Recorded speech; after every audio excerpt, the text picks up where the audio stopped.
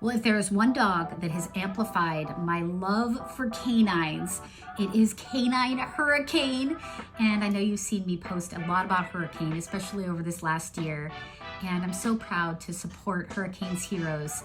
And today, proud to put out this small and short but important post that $5,000 will be donated to Hurricane's heroes to support retired canines with subsidized veterinary care. And I'd be remiss to not put on public blast how much I just love this organization, and the founders, Marshall and Lisa, have so much heart and so much passion in taking care of these retired canines. And I wish you could see the hustle behind the scenes, because it is a small, tiny group that is just doing such big things. And I'm so proud to be a part of it and can't wait to continue sponsoring it for many years to come.